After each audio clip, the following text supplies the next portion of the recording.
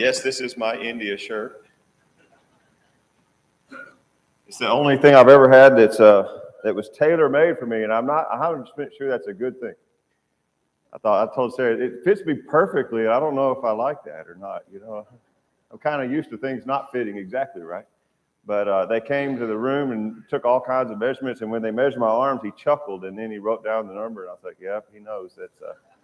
It's really, really hard for me to find stuff that the arms are long enough, but this one is. So I'm glad to be back, and I'm glad to share with you some updates and reports on what happened and how the trip went. First of all, I want to say thank you very much. Sarah reminded me as we were talking about a conversation we had while we were still dating for those few days or months, however long it was. It wasn't very long. But I wanted to talk to her before we got any more serious about my goal of one day perhaps being a preacher, and see what she thought about that and make sure that she was on board with that. 'Cause I know that's a commitment and something that affects the wife is a lot, you know. And I told her at that time I would love to do some mission work one day. I would love to preach one day in some way. And, you know, I just didn't know exactly when or how that would all come about. And so 25 years later, sort of a lifelong dream coming true to be able to go somewhere in a foreign place and teach and preach. And following in the family footsteps, even my great-grandfather went to Africa, and my grandfather and my dad. And then it kind of skipped a generation, and Jack went. So it didn't feel right that I had never been able to go. And but that's not really the most important thing. It was really a matter of a need being there, the opportunity, and the time being right. And when the opportunity presented itself, I wasn't sure what everybody's thoughts would be about that. I wasn't sure what Sarah would think about it. I wasn't sure what Lee and John would think about it, or what you would think about it. And everybody's encouraged me. You've been very supportive, and I couldn't have gone without that. And I certainly couldn't have gone without feeling good that Sarah was 100% behind the idea was, and that was a lot on her to be, you know, home alone during the holidays. Not alone, but, you know, without me there. And the boys all stepped up, and then the members here all stepped up, and good things happened. There were baptisms while I was gone. Visitors came for the first time from conversations, and good things are happening here. And the work here is equally important as anywhere else. So that's just because this was on the other side of the world doesn't mean it's anything special or more important. It was just another opportunity somewhere else to be teaching and preaching. But the work that goes on here is just as important as work there.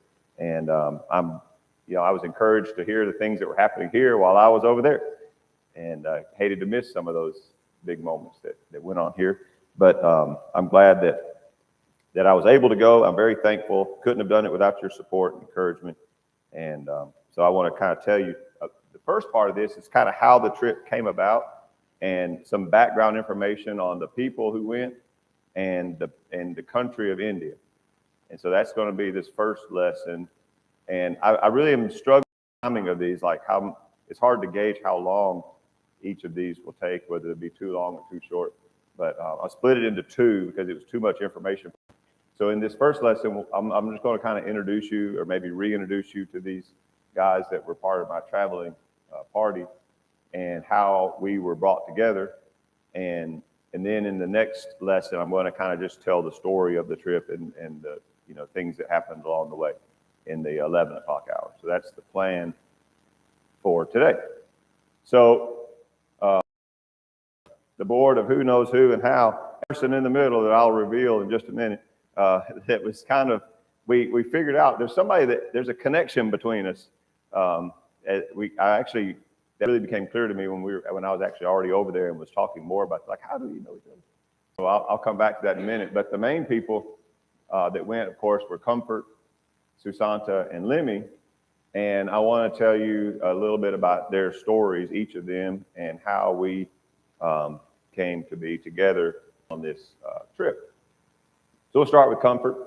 Probably the best known to us of those people, of course, because we already have a relationship with Comfort. We've been working with him for a number of years.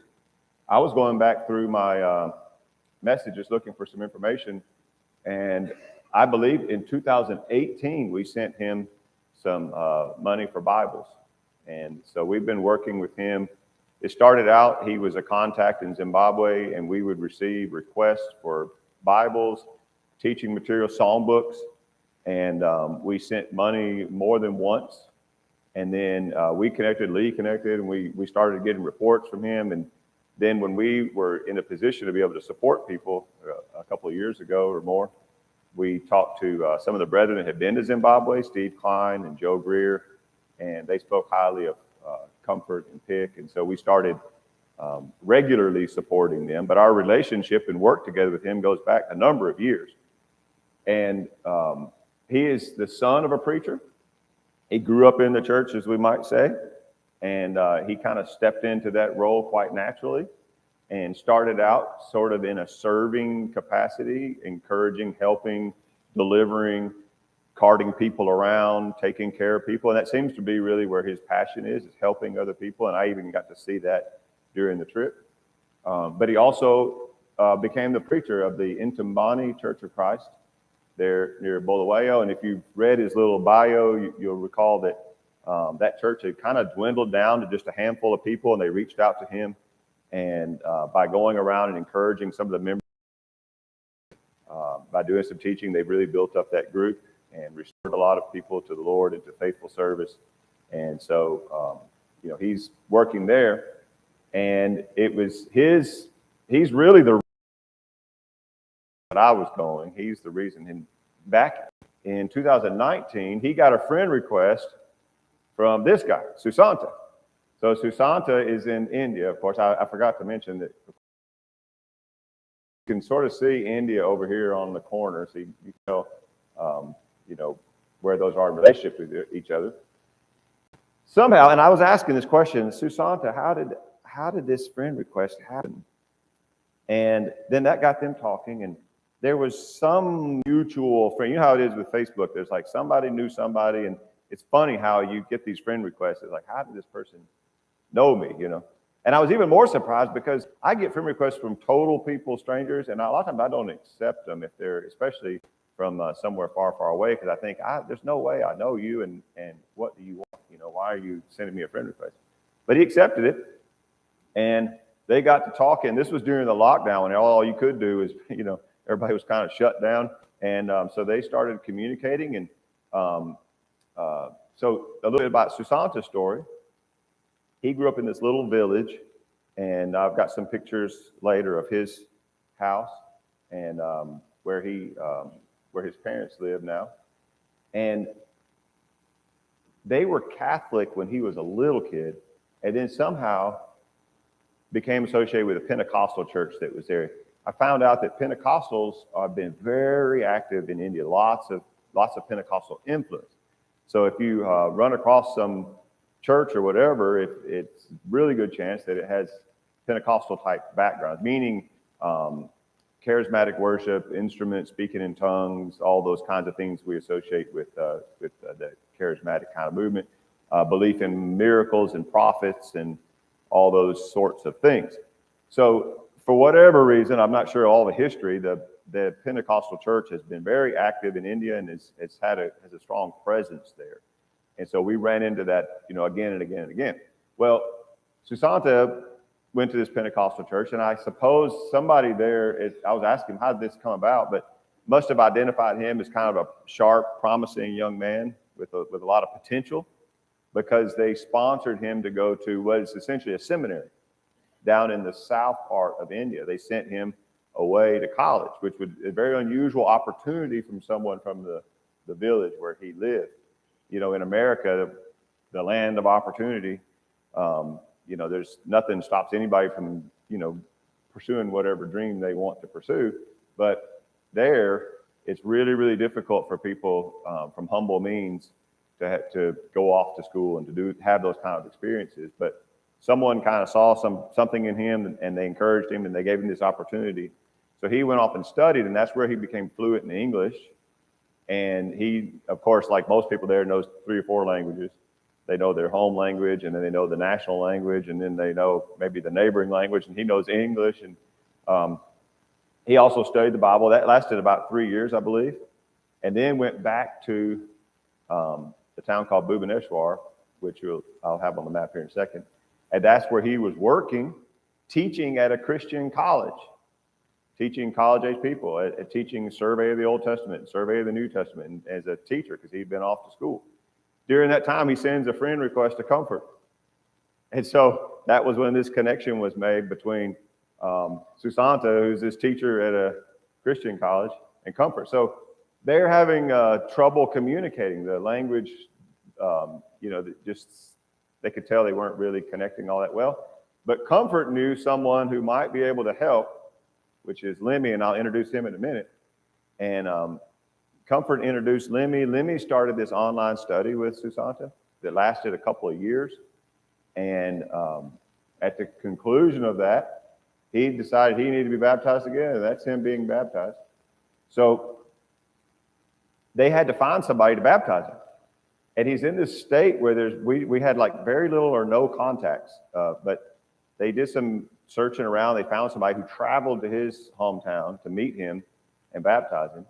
And so then Susanta, who's still at that time teaching at the college, started teaching the truth as he now understood it, started teaching the truth about all these things.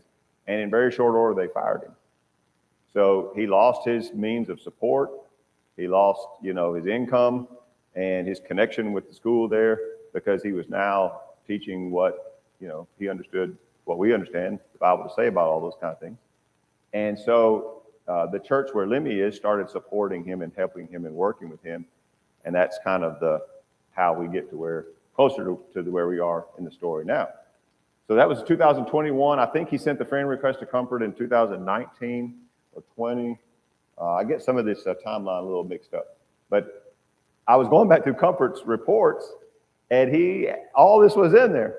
So when I was searching back through because we get all, like Lee talks about, we get these regular messages. And I was looking, I was like, oh yeah, he told us about this. But so much information that I didn't really pick up on all that. And it was really back then when Comfort started saying, I would like to go see him, and they've invited me to come. And so he started talking about this trip well over a year ago and mentioning it in his reports and stuff. If you go back and look, he mentions wanting to go and see them. And he was really persistent in that till it finally happened. And so that's really kind of how that beginnings of that. Now, another exciting thing, you see that note down there.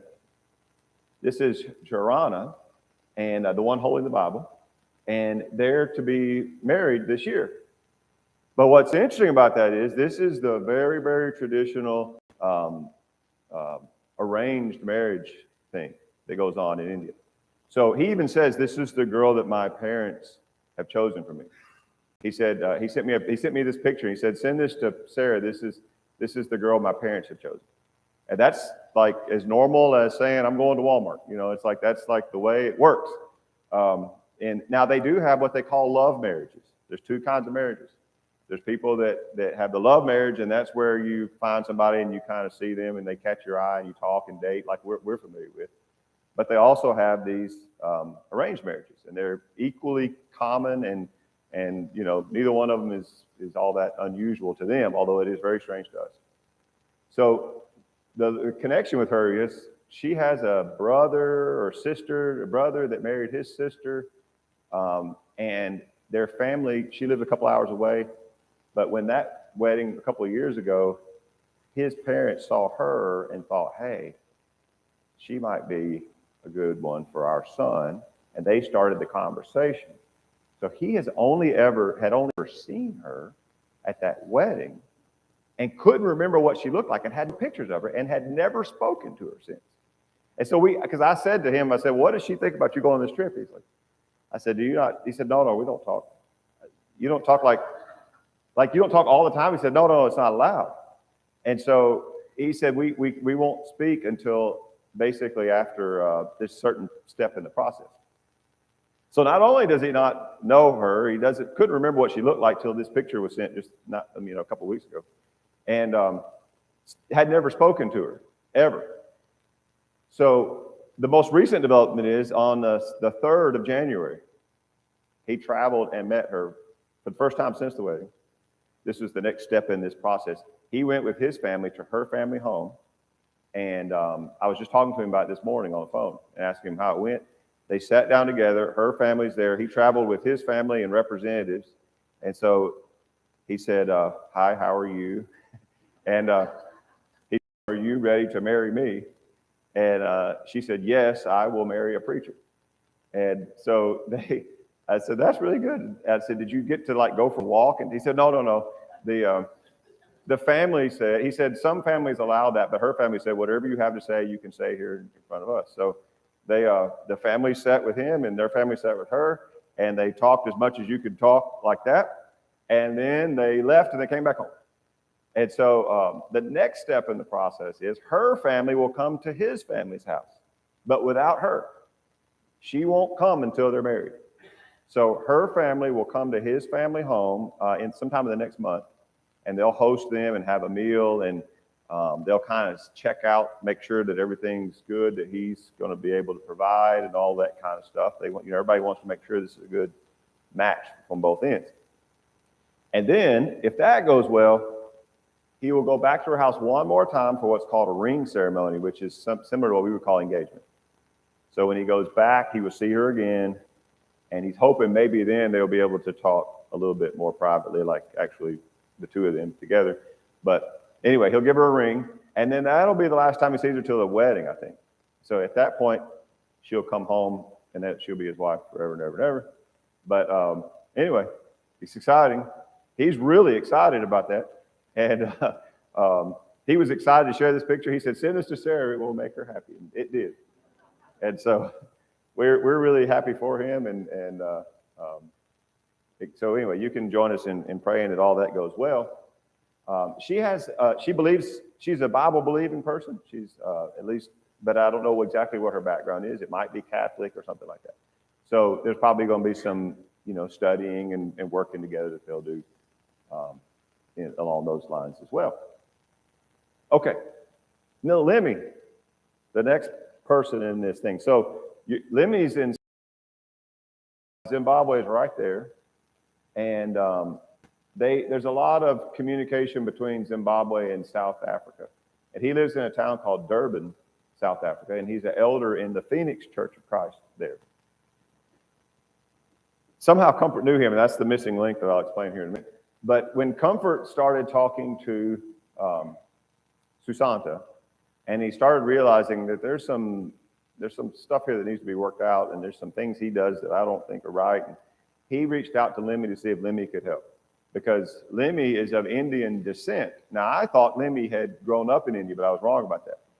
His grandparents moved from India to South Africa, along with a lot of other people. There's a huge population of people of Indian descent living in South Africa. And so he was born and raised there. His mom and dad were born and raised there. He talks like a South African person. He's never lived in India, but his grandparents were from there on both sides. And he says the older generation, he liked to sit around and talk to the older folks, his grandparents. They would still speak in their native language.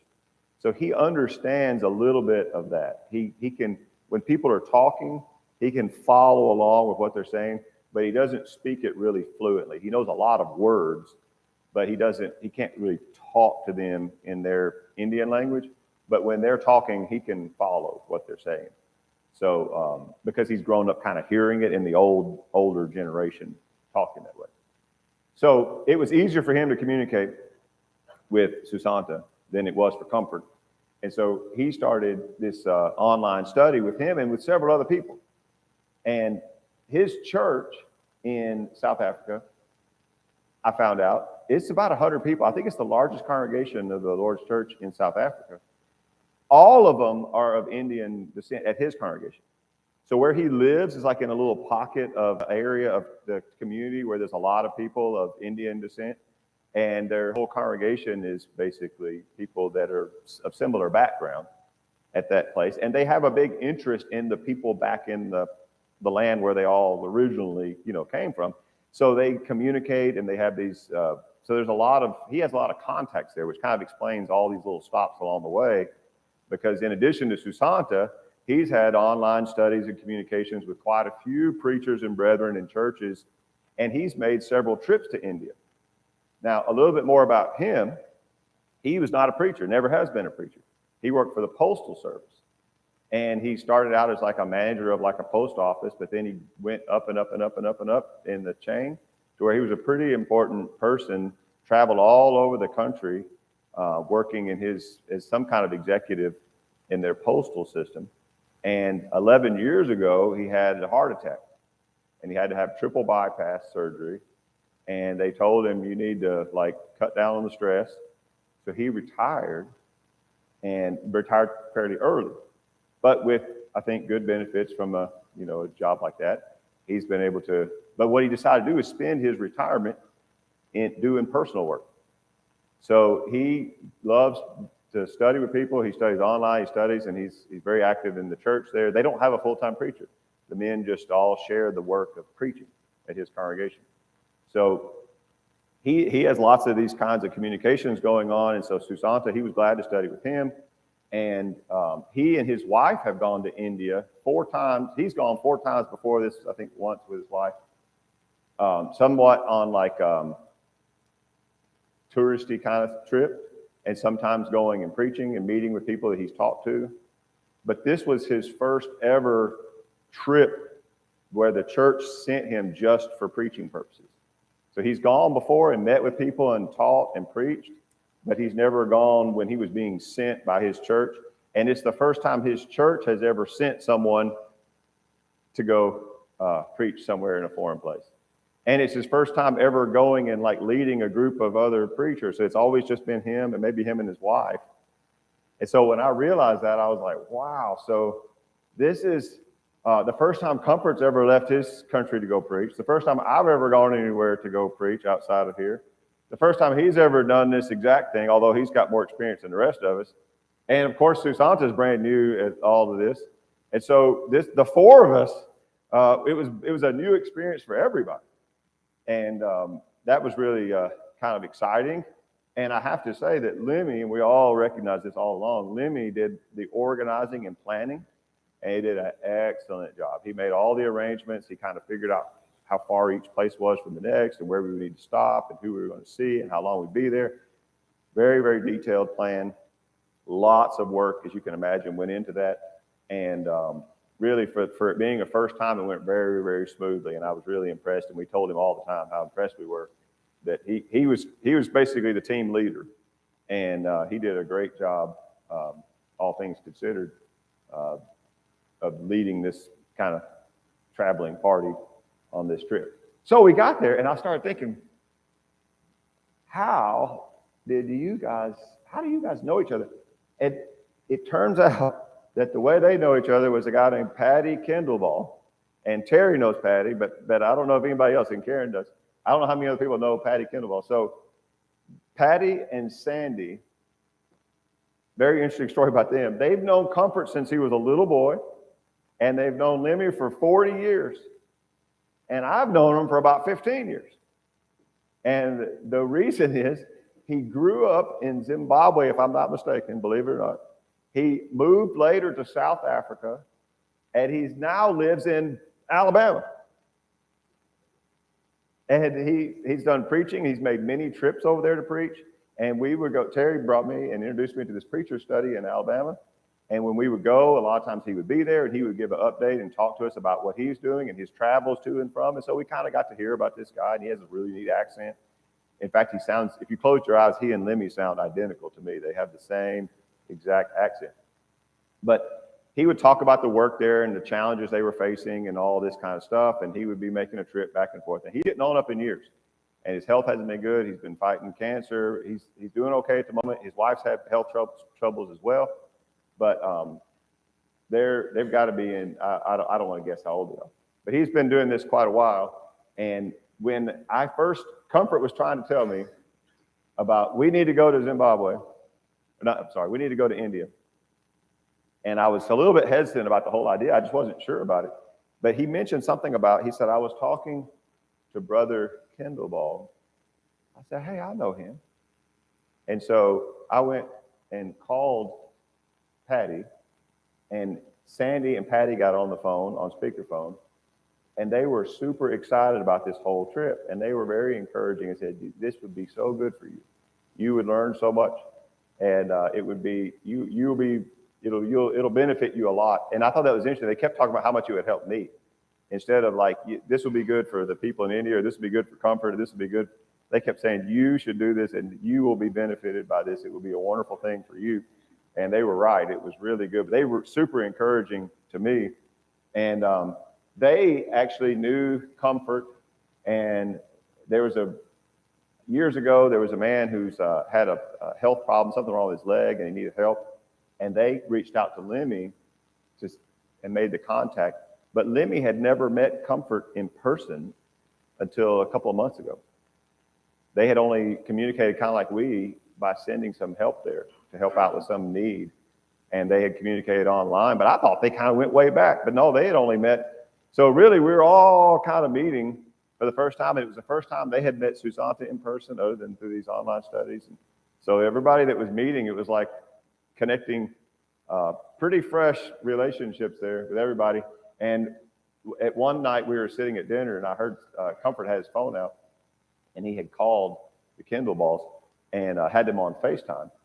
And so we passed the phone around and they were so happy to see Lemmy and then they were happy to talk to me and ask how it was going. And we're very emotional and very excited about the fact that we were all there together. And I told them that they were kind of the thing that really the missing piece of the puzzle that connected all of us. And even though they weren't able to be there in person, they're kind of the reason why I think a lot of this happened. So anyway, that's a whole lot of background information. Let me talk about India. The country itself, very large, 7th largest in the world by area, but 2nd largest by population, soon to be the largest. They're going to overtake China as the most populated country in the world. 1.4 billion, which is over 4 times the U.S. population.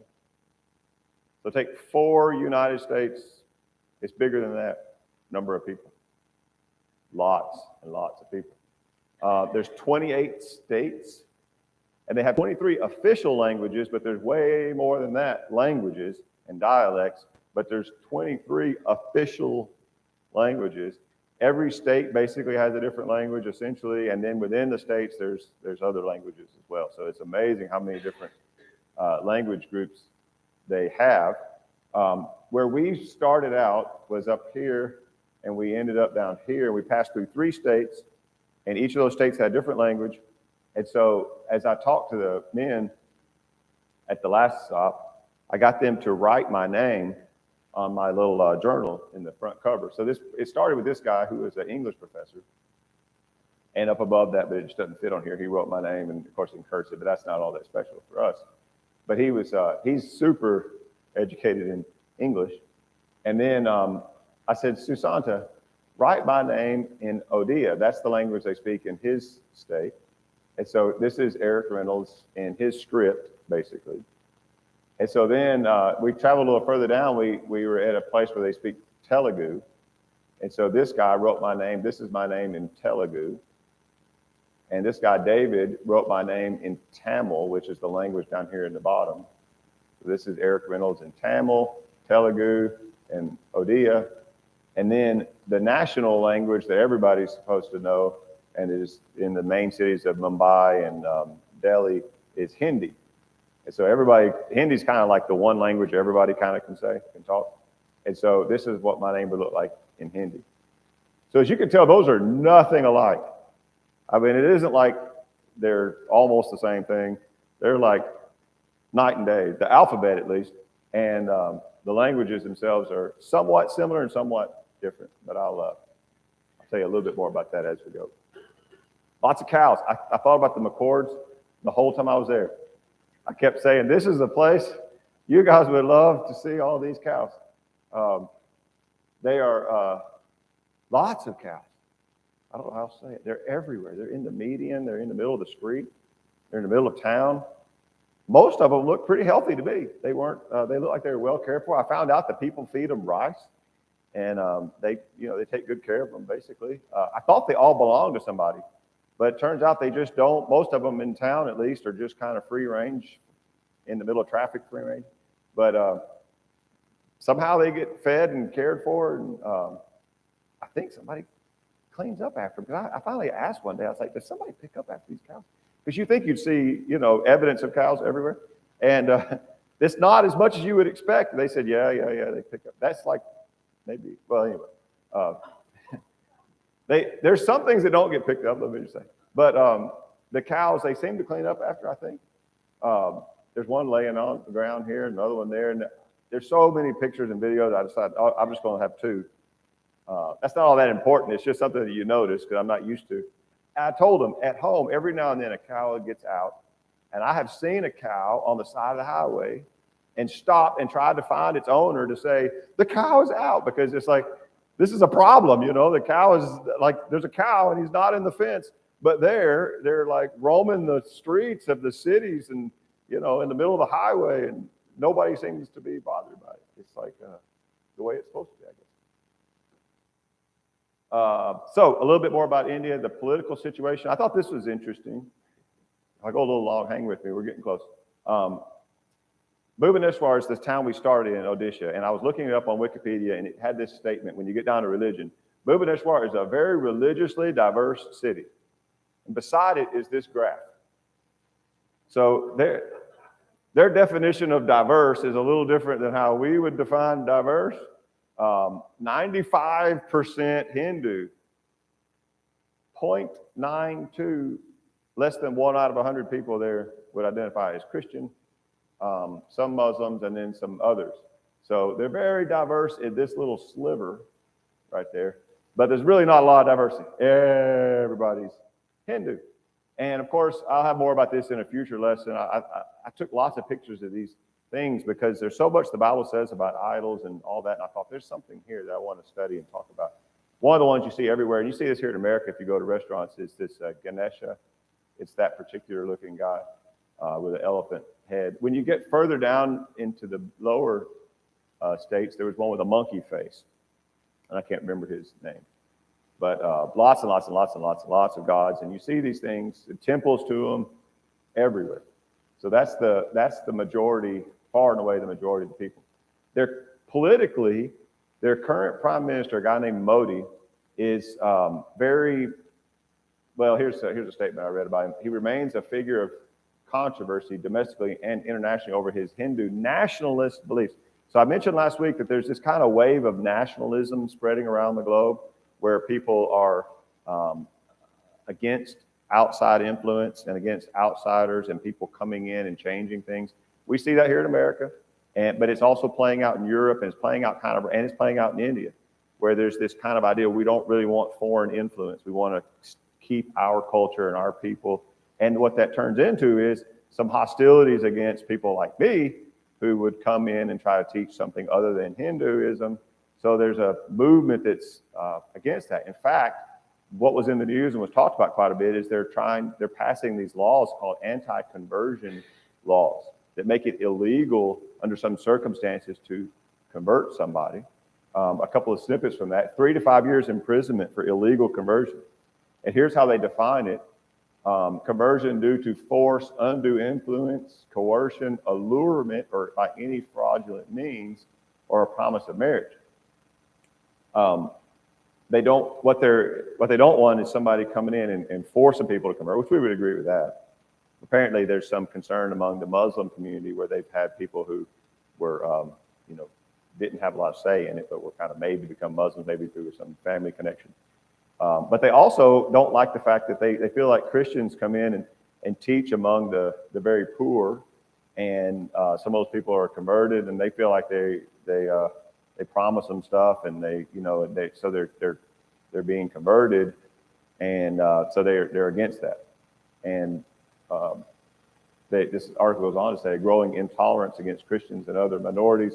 Laws criminalizing religious conversions have been introduced in all these other states amid growing intolerance against religious minorities, including Christians and Muslims, who've been repeatedly attacked under the pretext of illegally converting poor people from Hinduism. Well, it is primarily the poor people that respond to this message, and that's true around the world, I think. You find that in the New Testament. The wealthy, powerful people who are doing great are not nearly as open to hearing the gospel message as people who are struggling And so a lot of the people who are open to the message are people who are very poor. And that, for some reason, upsets the local people. And so they're kind of against that. In fact, they were telling me while I was there about in 2008, and I almost couldn't believe it because I thought, surely I would have heard of this. But in 2008, there was some riots in the state of Odisha, which is where we are. Now, Odisha changed its spelling. It's spelled two different ways. Sometimes you see it spelled Orissa, sometimes Odisha. Same place. This guy was murdered, a Hindu monk, and they blamed the Christians. But actually, after they did some investigating, it was this terrorist group called the Maoists, which are related to communism and had nothing to do with Christianity. But anyway, it was too late because they thought Christians were behind it. And so this wave of violence swept through the area. They killed a lot of people. The official report's like 39, but some estimates are up to 500. They burned churches. They burned people's houses. And this was in 2008. And it was right in the area where we were. In fact, Susanta, I said, did you know people who died? He said, yeah. They came to my village. They burned the Catholic church there. He said that he pointed one. This is the new one that they rebuilt after all that. And he said that his family were protected by the other villagers, even though the other villagers were Hindus, they knew them. And so when the mobs came close to his village, they basically wouldn't let them come in and harm him and his family. But people had to go hide in the forest for like months. People fled. Lots of people died. It's a terrible thing. And in 2008, so that's not terribly long ago, and it was right in the area where we were. So Susanta was concerned that when people see a Westerner like me, they a lot of times assume that you're a missionary. And so there was kind of two reactions to me. One, there were people who were fascinated but to see an American, and they wanted to get a picture, and they were very friendly, as I mentioned last week. So lots of that. But there was also a lot of people just standing off and watching. And there was people who were curious. And so wherever we would go, even the very first night I landed, on the way from the airport to the hotel, I asked Susanta to stop and get some bottled water. And so he saw a place on the side of the road, and he pulled over. And I thought, well, he doesn't need to pay for that. I'll jump out and get the bottled water. And so I got out, he got out, and we walked over there. And he said, you can wait, I'll take care of it. And he said, the guy asked him, what's he doing, and why is he with you, and why is he here? And so everywhere we would go, Susanta kept telling me all the time, the guy at the hotel, the guy at the front desk, the people, they would always come up to him and say, what are you doing, and why is he with you, and why is he here? And people would ask me, of course, sometimes too, like, well, what brings you to India? But after I understood this reluctance, it put me in a weird spot. And I don't know, you could think about this, how you would, because what kept echoing in my mind was what Paul said in Romans 1:16, I'm not ashamed of the gospel. You don't want to be like ashamed of what you're doing. At the same time, you don't want to like stir up needless trouble. And so we would say things like, we're traveling, we're visiting with people. We were all there on tourist visas, and we were traveling around, and we were going to go meet with people and visit people. And so but they usually weren't satisfied with that. They would kind of keep asking. I would usually tell them, well, I teach the gospel. I teach people about Jesus. That's what I do all the time. And it never caused any trouble for me. But what they said was a lot of times it's not you that will be the one they would get, but after we leave, they might cause a lot of trouble for the people we've been meeting with. So if they know that we go to somebody's house and they see that people are there, they hear something going on, and then we leave and we're on our way, they might cause trouble for those people. So I went back to my YouTube channel, and anywhere in that area where we had preaching and teaching going on, I made those videos private on the email. But if somebody else just goes and finds a YouTube page and scrolls through it, they won't be able to see those, because I didn't want to cause trouble for somebody that they were hosting a Bible study in their home, in that area, and then it would cause trouble for them that it's all kind of documented and depicted out there. Santa did one night that the police had gone to the hotel, they had gotten his number, they called him, and they were investigating why we were there, who did we see, who did we meet with, wherever we were from, and we wondered what was some of that, but they wanted a written report. Susanta communicated with them, and it all kind of blew over, and nothing ever came of it. But Lemmy said, well, what they could do is, when we get ready to fly out of here, they could pull us aside and kind of question what we were up to. And we suspected that the worst they would probably do is perhaps revoke I've got a 1-year visa as a tourist, and they could say, hey, we don't welcome this kind of stuff, and we're going to take your visa away, and you need to leave, and you can't come back. That's kind of, I don't think anything worse than that would happen. But that was you never know, right? So as we conclude this, I wanted to say, in spite of all that, the people came. In spite of all that, in those very places where all that horrible stuff had happened, these are Hindu people. Everybody in this picture, except that young lady right there, are Hindus who had come because they were invited to come, and they were excited to hear and excited to meet us. And this is the Church of Christ that meets, and so they're hanging in there, and they're still worshiping, and the gospel's still getting out there, and it's still having its effect, even though it's not really popular. And it reminds me of Revelation 2. Let's end there for this morning. Revelation 2. Thank you for your attention and patience. Reminds me what the Lord wrote to the church at Smyrna.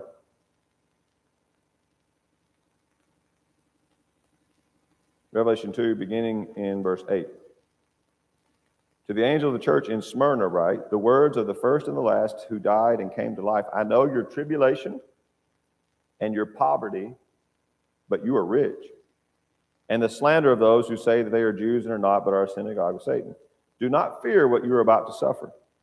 Behold, the devil is about to throw some of you in prison, that you may be tested. And for 10 days you will have tribulation, unto death. And I will give you the crown of life. He who has an ear, let him hear what the Spirit says to churches. The one who conquers will not be hurt by the second death.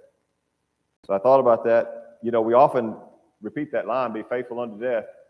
But if you look at the context of that, it's in the context of under persecution and under, tribulation. And that might be part of our life. We don't experience it here, but people do. And regardless, even if that is part of the cost of following the Lord, we know that he'll be with us and we can be faithful to him, and that we will not have to fear the second death if we have been faithful unto death in this life. So I would leave that encouragement with you, and I'll have more of the story coming in the next hour. But we do want to end with an invitation. If there's someone this morning who needs to make something right in your life, and if we can help, let us know as we stand and sing.